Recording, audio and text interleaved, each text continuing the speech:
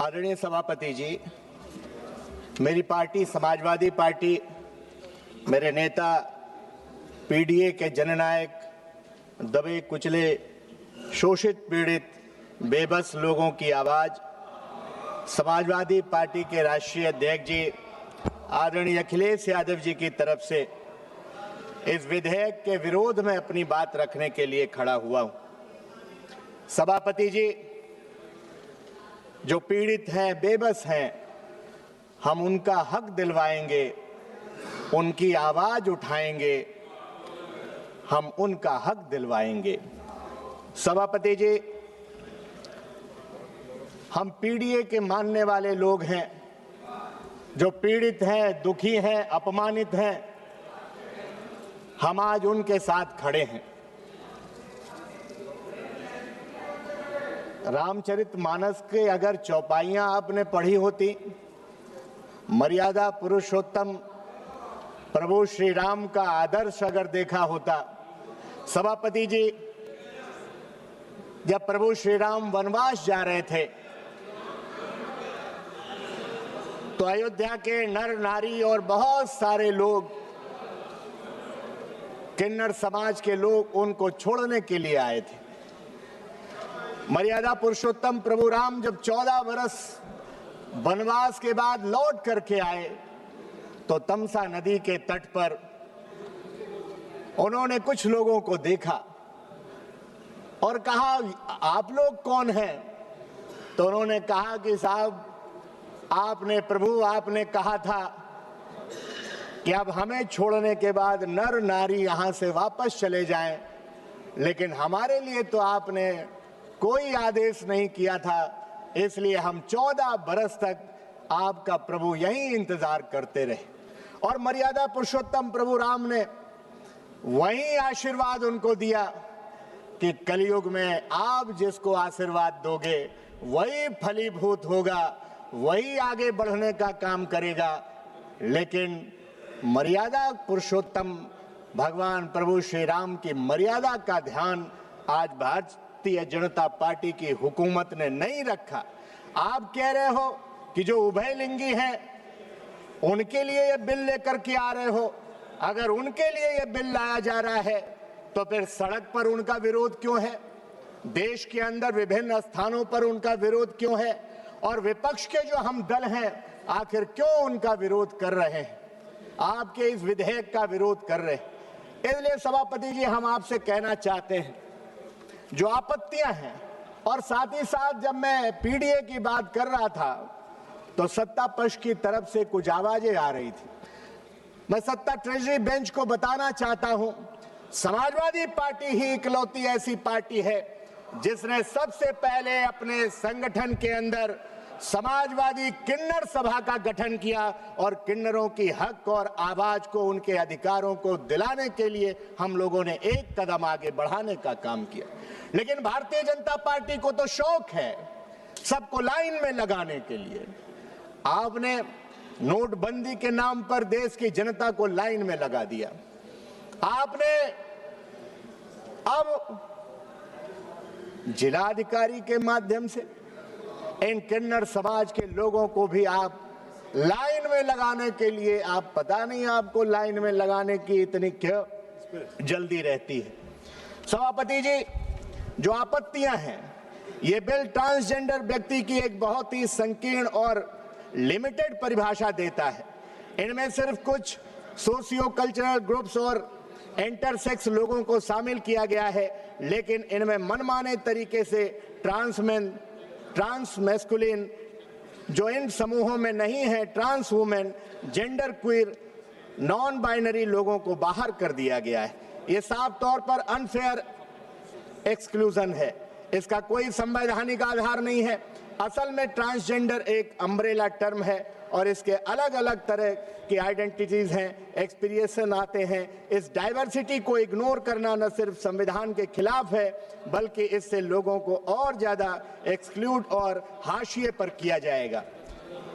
प्रस्तावित संशोधन बिना किसी ठोस कारण के और असंवैधानिक तरीके से 2019 के एक्ट की धारा 4(2) को हटा देता है, जो सेल्फ आइडेंटिफाई खुद की पहचान तय करने के अधिकार की गारंटी देता था। सेल्फ आइडेंटिफिकेशन को हटाना एक तरह से व्यक्ति की पहचान, उसकी गरिमा और अपने फैसले लेने की आजादी को खत्म करना है। ये ऐसा है जैसे इंसान को अपने ही असली रूप में जीने को गलत या अपराध जैसा बना दिया गया है। इससे संविधान के अनुच्छेद 14, 15, 19 और 21 भी कमजोर होते हैं। पिछले कुछ सालों में नेशनल पोर्टल 15 मार्च 2026 के अनुसार 37,000 एप्लीकेशन में से 32,000 सक्सेसफुली प्रोसेस हुए हैं। 2019 एक्ट के तहत इससे कई ट्रांसमैन, ट्रांस वुमेन और जेंडर क्वीर लोगों को लीगल पहचान और प्रोटेक्शन मिला था, लेकिन अब इस नए संशोधन के कारण उनकी ये लीगल पहचान, उससे जुड़े हुए अधिकार और सुविधाएं खतरे में पड़ सकती हैं। जिस देश में सांस्कृतिक और धार्मिक आत्मा के आधार पर महाभारत हो, गीता हो, उसमें भी कहीं ना कहीं, अगर महाभारत में हम देखें तो उसमें भी शिखंडिश्च महारथा कह करके संबोधित किया गया था। आज आप क्यों उभयलिंगी समुदाय के खिलाफ हो गए?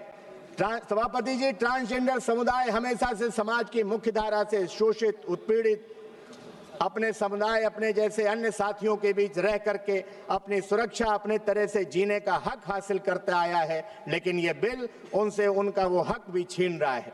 प्रस्तावित धारा 18G, जो किसी को ट्रांसजेंडर के रूप में दिखाने के लिए बहकाना या मजबूर करना को अपराध बनाती है, काफी चिंताजनक है।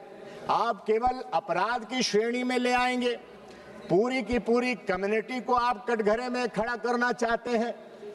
जो अपराधी हैं, अगर कोई गलत कर रहा है तो CRPC में भी तमाम धाराएं हैं, आप कार्रवाई कीजिए, लेकिन पूरी की पूरी कम्युनिटी को अपराध की श्रेणी में लाना कतई अनुचित है। इस तरीके से पनिशमेंट वाले प्रावधान एंटी डिस्क्रिमिनेशन और वेलफेयर कानून में जोड़ने से उल्टा ट्रांसजेंडर लोगों को और उनके सपोर्ट सिस्टम को ही क्रिमिनलाइज करने का खतरा है। ऐसे प्रावधान अस्पष्ट और मिसयूज के लिए खुले हुए हैं, जिससे ये अपने असली उद्देश्य यानी ट्रांसजेंडर लोगों के अधिकारों की रक्षा के खिलाफ चले जाते हैं। सभापति जी, ये बिल एक मेडिकल बोर्ड बनाने की बात करता है, जो ट्रांसजेंडर लोगों को स्क्रीन करेगा। इस बोर्ड के रिकमेंडेशन के आधार पर डिस्ट्रिक्ट मजिस्ट्रेट डिसाइड करेगा कि आइडेंटिटी सर्टिफिकेट दिया जाए या नहीं, और जरूरत पड़ने पर एक्स्ट्रा मेडिकल ओपिनियन भी मांगा जा सकता है। इसके अलावा बिल ये भी कहता है कि मेडिकल इंस्टीट्यूशंस को उन लोगों की जानकारी देना जरूरी होगा जिन्होंने जेंडर अफर्मिंग केयर ली है। ये सभी प्रावधान काफी दखल देने वाले हैं।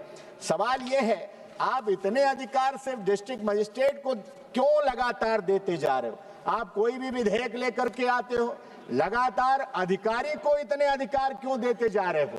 कहीं ना कहीं लोकतंत्र के लिए ये शुभ संकेत नहीं है। आप लगातार जिलाधिकारी के माध्यम से निरंकुश करते जा रहे हो। ये बिल बिना किसी मैग्नीफुल कंसल्टेशन के लाया गया है। इसमें ट्रांसजेंडर कम्युनिटी और दूसरे इंपॉर्टेंट स्टेक होल्डर से सही तरीके से बात नहीं की गई। इससे ट्रांसजेंडर लोगों के बड़े हिस्से को बाहर रखा गया है, जिससे उनका और ज्यादा हाशियाकरण, कलंकित होना बढ़ सकता है।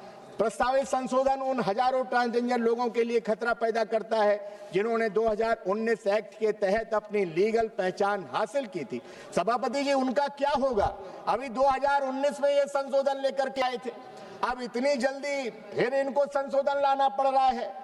जिन्होंने 2019 एक्ट के तहत अपनी लीगल पहचान हासिल की थी, इससे उनकी जिंदगी में गहरी सोशल और लीगल अनिश्चितता आ जाएगी। ये न सिर्फ इम्प्रैक्टिकल है, बल्कि इससे लोगों को फिर से भेदभाव का शिकार होना पड़ेगा। ऐसे में कई लोग अनसेफ और अनरेगुलेटेड मेडिसिन ऑप्शन यानी कि सर्जरीज की तरफ बढ़ जाने को मजबूर हो सकते हैं।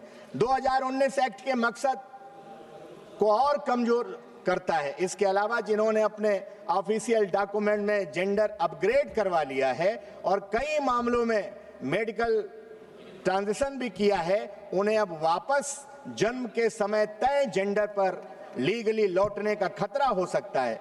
इस तरह का रोल बैक लोगों में अपनी लीगल आइडेंटिटी को लेकर के, नौकरी को लेकर के, बेसिक सर्विस को लेकर के गहरी चिंता और असुरक्षा पैदा करता है। जिन्होंने अपनी पूरी जिंदगी 2019 के एक्ट के तहत ढाल ली है, उनका क्या होगा? 2016 का बिल एक वजह से बदला गया था और खुद प्रधानमंत्री जी ने भी G7 में और संसद में 2019 के एक्ट को प्रोग्रेसिव एक्ट बताया था और ये कहा था कि हमने ट्रांसजेंडर लोगों के अधिकारों की सुरक्षा के लिए कानून बनाए हैं। लेकिन अब इन प्रोटेक्शंस को वापस लेना सरकार की अपनी ही सोच और विजन के खिलाफ है। इससे ट्रांसजेंडर जेंडर डाइवर्स लोगों को सालों की सोशल, लीगल, पर्सनल प्रोग्रेस कमजोर हो जाएगी। ऐसा कोई भी संशोधन जो इन अधिकारों को नजरअंदाज करता है वह न सिर्फ इम्प्रैक्टिकल होगा बल्कि हार्मफुल भी होगा और संविधान के हिसाब से भी सही नहीं ठहराया जा सकता है। सेक्शन 18G वाला प्रावधान गलत समझ पर आधारित है और गलत जगह रखा गया है। इससे ट्रांसजेंडर लोगों के साथ साथ उनका सपोर्ट सिस्टम जैसे उनके परिवार, दोस्त, doctors, health care providers, community groups और NGOs सबको हैरेसमेंट, डराने, धमकाने, झूठे केस, यहाँ तक कि जेल के खतरे में भी डाल देता है। प्रोटेक्शन देने के बजाय ये बिल घरों और सपोर्ट सिस्टम के अंदर डर और अनिश्चितता पैदा करता है।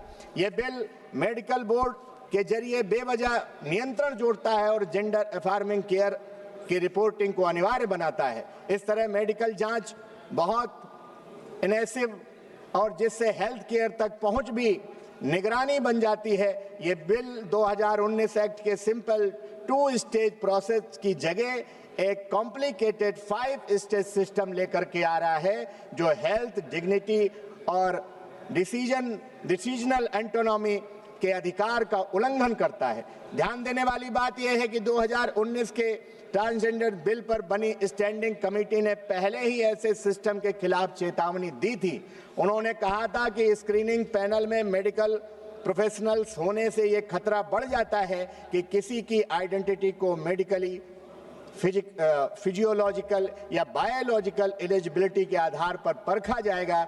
ऐसी अप्रोच ट्रांस आइडेंटिटीज को एक बीमारी की तरह दिखाता है और सपोर्ट कोर्ट के फैसलों व इंटरनेशनल ह्यूमन राइट्स स्टैंडर्ड्स के खिलाफ है जो ये मानते हैं कि हर व्यक्ति की सेल्फ आइडेंटिटीज जेंडर को मान्यता मिलनी चाहिए। 2019 एक्ट की सेक्शन 7(3) अभी ट्रांसजेंडर लोगों को प्रोटेक्शन देती है, खासकर जब वे जेंडर अफॉर्मिंग प्रोसीजर करा लेते हैं और अपने ऑफिशियल डॉक्यूमेंट्स में जेंडर अपडेट कर लेते हैं। लेकिन प्रपोज्ड अमेंडमेंट इस प्रोटेक्शन को हटा देता है। इसका मतलब है कि जिन लोगों ने ऑलरेडी ट्रांजैक्शन किया है और अपने डॉक्यूमेंट्स अपडेट किए हैं वे 2019 एक्ट के तहत मिलने वाली लीगल सुरक्षा को खो सकते हैं। इससे उनकी जिंदगी में अनिश्चितता पैदा होगी।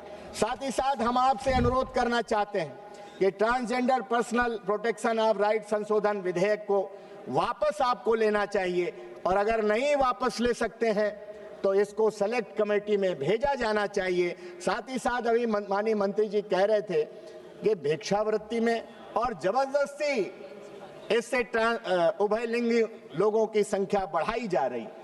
माननीय मंत्री जी, आखिर क्या कारण है जो देश में भिक्षावृत्ति बढ़ रही है? आप भिक्षावृत्ति पर रोक क्यों नहीं लगाते हो?